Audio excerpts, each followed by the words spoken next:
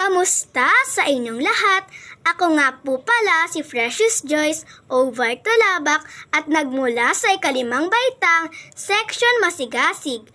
Ang pangalan po ng aking guro ay si Mrs. Maria Catherine G. Trinidad. At ngayon, ipapakita ko at sasabihin ko sa inyo ang mga bagay na maaari nating magamit sa panahon ng kalamidad o sakuna. At ihahanda rin natin ito sa ating go bag. Una, mga dilatang pagkain.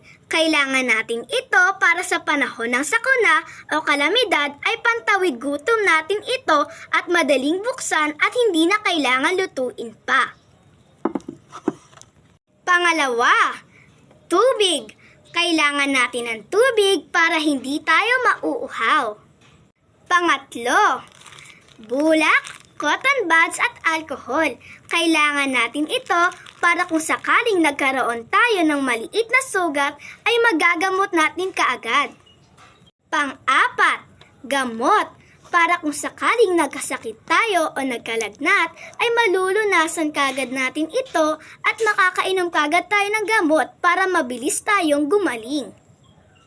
Pang-lima, flashlight. Kailangan natin ng flashlight para kung sakaling natrap tayo sa isang madilim na lugar ay ito ang magsisilbing liwanag natin. Pang-anim, batteries. Kailangan natin ng batteries para kung sakaling mawalan ng baterya ang ating flashlight ay meron pa tayong pangreserba.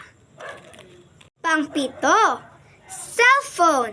Kailangan natin ng cellphone para matawagan natin o matext natin ang mga rescuer para ma-rescue kagad tayo.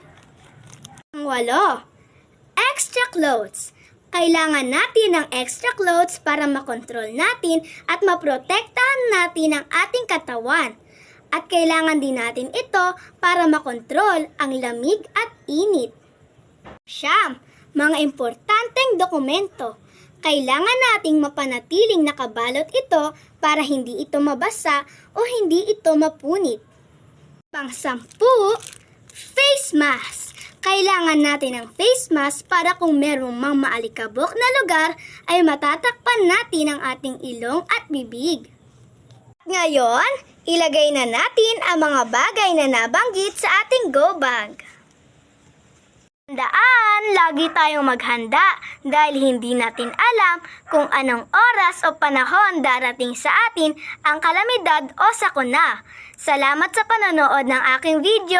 Muli, ako po si Precious Joyce over Tulabak, nagmula sa ikalimang baitang, Section Masigasig.